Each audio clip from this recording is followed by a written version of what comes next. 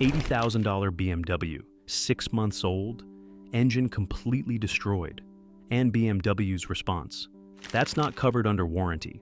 Last week, I'm standing in a BMW service center in Phoenix, watching a customer literally break down in tears as the service manager delivers the news. This guy bought a brand new X5 M50i in January, his dream car, loaded with every option, financed for 72 months at $1,200 a month. Now, it's sitting in the service bay with a completely seized engine. The timing chain snapped without warning while he was driving to work. No oil light, no temperature warning, nothing. Just a horrible grinding noise and then silence. The engine is toast. Complete replacement required. I'm thinking, how does a brand that calls itself the ultimate driving machine get away with this? The customer's hands are shaking as he holds the $12,000 repair estimate. His voice cracks when he asks, "How is this even possible?" The car has 18,000 miles on it. The service manager just shrugs and says, "Sir, timing chain failures aren't considered a manufacturing defect. You'll need to pay for the repair or find another shop." $12,000 on a 6-month-old car? That's more than some people's entire annual car budget, and BMW acts like it's just the cost of doing business. But here's what really gets me. This isn't an isolated incident. This is BMW's business model. Build cars that are engineered to fail right after the warranty expires, then charge premium prices to fix problems they designed into the vehicle. What I discovered next about BMW and 10 other brands will save you from the biggest financial mistake of your life. These aren't just unreliable cars. They're money pits designed to empty your wallet. And if you're thinking about buying from any of these manufacturers, you need to hear this first. But before we dive into the worst offenders, you need to understand what's really happening in the automotive industry right now. Because this isn't just about a few bad models or isolated quality issues. We're witnessing a systematic breakdown in automotive reliability that's costing consumers billions of dollars every year. 2 weeks ago, I'm sitting in my office reviewing the latest Consumer Reports reliability data, and the numbers are absolutely shocking. Modern cars, despite being more expensive than ever, are actually less reliable than vehicles from 10 or even 15 years ago. We're talking about brands that used to be synonymous with quality now ranking at the bottom of every reliability survey. I thought, how is this possible? With all the advances in technology and manufacturing, shouldn't cars be getting better? The answer is complexity. Modern vehicles are essentially computers on wheels, packed with electronic systems that manufacturers don't fully understand and can't properly test before rushing them to market. A simple problem with one sensor can cascade into failures across multiple systems, turning a $200 repair into a $3,000 nightmare. But here's what's really insidious about this trend. Many manufacturers have discovered that unreliability is actually profitable. Think about it. They sell you the car, then they sell you the extended warranty. Then they profit from the repairs when things inevitably break.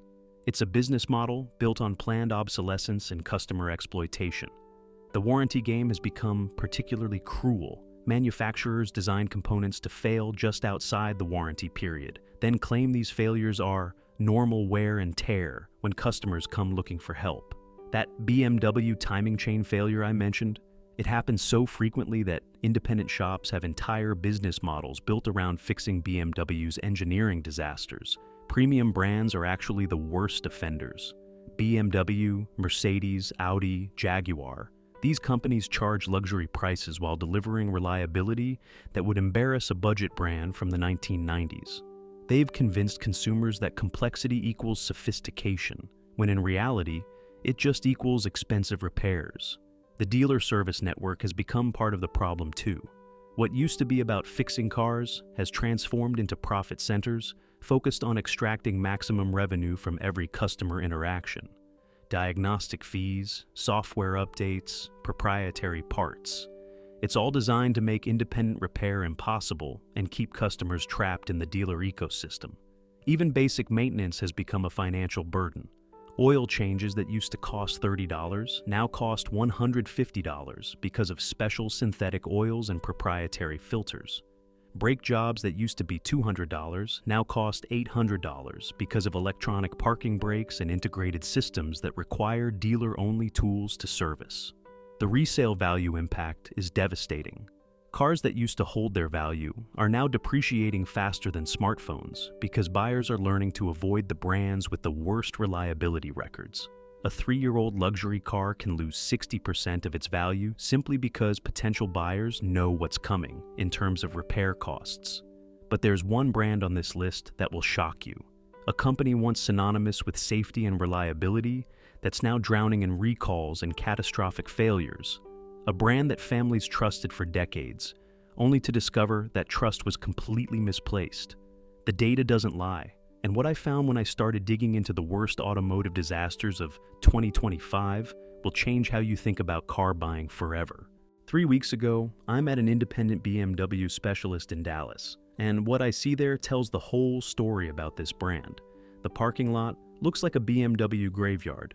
X5s, 3 Series, M cars, all sitting with their hoods up, waiting for expensive repairs that cost more than most people's cars are worth. The shop owner, Mike, has been fixing BMWs for 20 years. He's got that look of someone who's seen every possible way these cars can break, and when we start talking about BMW reliability, his expression gets serious. I love working on BMWs because they keep me in business, he tells me, but I'd never own one out of warranty. I'm thinking, if the guys who specialize in these cars are warning people away, that's a red flag. Mike walks me over to a 2018 X3 with the N20 engine. The timing chain has stretched and jumped timing, destroying the entire top end of the engine. The repair estimate? $8,500. On a car that's worth maybe $15,000. This happens all the time, Mike explains. BMW knows about it, but they won't extend the warranty. They just keep building engines with the same defective design. The N20 and N26 engines are absolute disasters. The timing chain guides are made from plastic that deteriorates over time, causing the chain to stretch and eventually jump timing. When it happens, it destroys pistons, valves, and sometimes the entire engine block. BMW's response? That's normal wear and tear. But the timing chain issues are just the beginning. The N55 engine, found in everything from the 335i to the X5, has oil leak problems that are so severe, some owners report going through a quart of oil every 1,000 miles. The oil filter housing gasket fails, the valve cover gasket fails, the oil pan gasket fails. Basically, if it's supposed to keep oil inside the engine, it's going to leak. Then there's the N63 V8, which might be the worst engine BMW has ever produced. This thing has a design flaw where it constantly drains the battery when parked. Owners wake up to dead batteries, and BMW's solution is to tell them to drive the car more often. On a $90,000 luxury SUV. I talked to a BMW owner in Phoenix whose X6 M50i has been in the shop 12 times in 2 years. 12 times. Each visit costs between $1,500 and $4,000, and BMW keeps finding new things wrong with it. I'm paying $1,400 a month for a car that spends more time at the dealer than in my driveway, she told me. BMW keeps saying these are isolated incidents, but every BMW owner I know has the same problems. The depreciation on these cars is absolutely brutal. A brand new M4 costs over $80,000. After 10 years, you'll be lucky to get $25,000 for it. That's not just depreciation. That's a complete collapse in value because buyers have learned to avoid used BMWs like the plague. Mike shows me his service records, and the pattern is clear. Most BMWs start having serious problems right around 60,000 miles, just as the warranty expires. Suspension components fail, cooling systems leak, electronic modules start throwing codes. It's like the cars have a built-in self-destruct timer. The worst part, Mike says, is that BMW dealers don't want to fix these problems. They'd rather sell you a new car than stand behind the one you already bought. But BMW's engineering disasters pale in comparison to what I discovered about Mercedes. 2 months ago, I'm inspecting a 2018 Mercedes GLC with only 45,000 miles, and I can't believe what I'm seeing. This car, which cost over $50,000 new, has rust bubbles forming around the wheel wells and door frames. Rust. On a 3-year-old Mercedes. The owner, Sarah, bought this Mercedes thinking she was getting German engineering excellence. Instead, She got a car that's aging faster than a 1990s economy car. I've never owned a car that rusted this fast, she tells me, running her finger along the rust bubbles. My old Honda Civic lasted 15 years without a single rust spot. She runs her finger along the rust bubbles, her face showing the exact moment she realizes her luxury car is falling apart faster than cars that cost half as much. The problem started when Mercedes switched to water-based paints around 2015. They claimed it was for environmental reasons, but the reality is that these paints don't protect the metal underneath. Cars that should last decades are showing rust damage within 3 years of purchase. I contacted Mercedes about Sarah's car, and their response was predictable. Paint and corrosion issues are not covered under warranty unless they're due to a manufacturing defect. Apparently, systematic paint failure across their entire lineup doesn't qualify as a manufacturing defect. But the rust problems are just the tip of the iceberg. Mercedes has loaded their cars with so much complex technology that basic reliability has become impossible. The 7G-tronic automatic transmission, used in most Mercedes models for the past decade, requires perfect maintenance to avoid catastrophic failure. I'm at a Mercedes specialist shop in Houston, and the owner shows me a transmission from a 2019 E-Class with 75,000 miles. It's completely destroyed because the owner followed Mercedes's lifetime fluid recommendation and never changed the transmission oil. Mercedes tells customers the fluid is lifetime, he explains, but they don't mention that lifetime means about 80,000 miles. When it fails, they charge $8,000 for a replacement. The air suspension systems are another disaster. Mercedes puts air suspension on everything now, and it fails with depressing regularity. The air struts leak, the compressor burns out, and the control modules fail. A complete air suspension replacement can cost $6,000 or more. Sarah's GLC has already had the air suspension repaired twice. The first time, Mercedes covered it under warranty. The second time, they claimed it was normal wear and charged her $2,800. I asked them how air suspension wearing out at 40,000 miles could be normal, Sarah says, and they just shrugged and handed me the bill. Even basic components are failing prematurely. Hydraulic engine mounts that should last 100,000 miles are failing at 50,000. Gearbox mounts are deteriorating and causing cabin rattling. Window regulators are breaking, leaving owners with windows that won't roll up. The fuel economy is terrible too. Mercedes prioritizes performance over efficiency, so even their smaller engines get poor gas mileage. Sarah's GLC is rated at 25 miles per gallon combined, but she's averaging 19 miles per gallon in real-world driving. Sarah looks at me and says, "I paid more for this Mercedes than my first house cost. How is it rusting faster than my old Honda?" It's a question that Mercedes can't answer, because the truth is that they've prioritized profit margins over build quality. They're charging luxury prices for cars that are built to disposable standards. This week, I'm reviewing Consumer Reports data on Volvo reliability, and what I find completely destroys everything this brand claims to represent. Volvo has built their entire identity around safety and reliability, but the numbers tell a very different story. The XC90, Volvo's flagship SUV, scored just 22 out of 100 for reliability. 22! That's not just below average, that's catastrophically bad. For a brand that charges $60,000 for a family SUV, this level of unreliability is inexcusable. I'm talking to a Volvo owner in Seattle whose 2021 XC90 has been in the shop 8 times in 2 years. 8 times!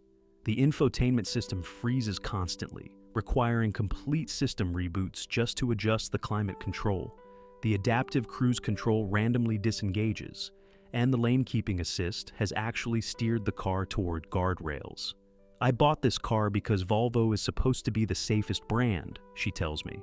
But how safe is a car when the safety systems don't work? The irony is devastating. A brand built on safety having safety systems that malfunction regularly. The radar sensors get confused by rain, snow, or even bright sunlight. The camera systems fail to recognize basic road markings. The automatic emergency braking has triggered false alarms so many times that most owners just turn it off. But the problems go far beyond the safety systems. The climate control fails regularly, leaving families with no heat in winter or no air conditioning in summer. The power tailgate operates randomly, sometimes opening while driving down the highway. The suspension makes constant noise over even small bumps. The 2022 XC60 and 2023 XC40 are just as bad. Consumer Reports gave both models below-average reliability ratings, with owners reporting the same electronic failures, climate control problems, and safety system malfunctions. Annual maintenance costs average $769, which is high for any brand but particularly painful for Volvo, because the cars spend so much time in the shop. Over 10 years, owners can expect to spend over $13,500 just on maintenance, not including the major repairs that inevitably come. The brake system has been particularly problematic. Volvo issued a recall for software failure that prevented the brake assist from activating. Think about that.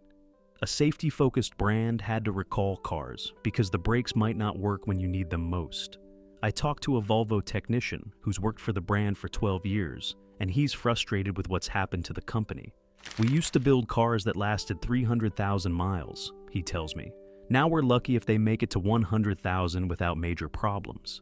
The Swedish engineering that made Volvo famous has been replaced by Chinese ownership and cost-cutting that prioritizes profit over reliability.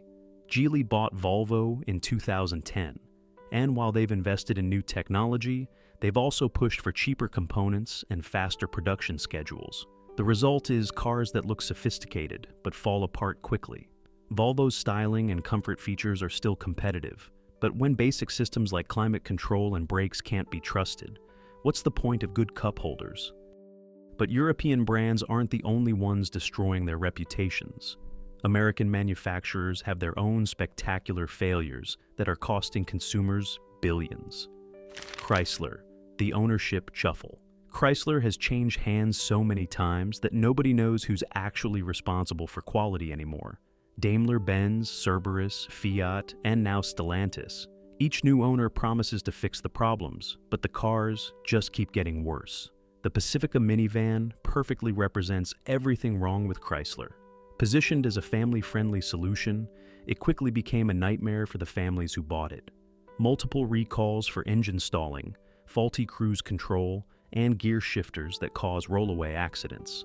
In 2018, 15,000 Pacificas were recalled due to engine control software failures. These weren't minor glitches. These were problems that could leave families stranded or cause accidents. Chrysler's response was to issue patches that often created new problems while failing to fix the original ones. Jeep, just empty every pocket. Jeep owners joke that the brand name stands for just empty every pocket, and the reliability data proves they're not wrong. The Cherokee's 9-speed automatic transmission is a mechanical nightmare that causes rough shifting, sudden failures, and dangerous power losses at highway speeds. I talked to a Cherokee owner whose transmission failed 3 times before 50,000 miles. Each time, Jeep claimed it was fixed. Each time, the same problems returned within months. The final repair cost $8,000, more than the car was worth. Jeep hasn't received an IIHS Top Safety Pick Award since 2019, which is shocking for a brand that markets itself as rugged and dependable. When your safety ratings are declining while your prices are increasing, something is seriously wrong. Ford, PowerShift, catastrophe. Ford's PowerShift dual-clutch transmission in the Fiesta and Focus represents one of the biggest automotive disasters in recent history. These transmissions were so bad that Ford eventually settled a class action lawsuit and discontinued both models entirely. The PowerShift would shudder, slip, and jerk from day one. Some cars hesitated while accelerating, others lurched forward without warning, and many simply refused to shift at all. Ford's attempts to fix the problem with software updates and component replacements failed repeatedly. The human cost was enormous. Families bought these cars thinking they were getting reliable, fuel-efficient transportation. Instead, they got vehicles that were dangerous to drive and impossible to sell. Many owners were trapped with cars they couldn't trust and couldn't afford to replace.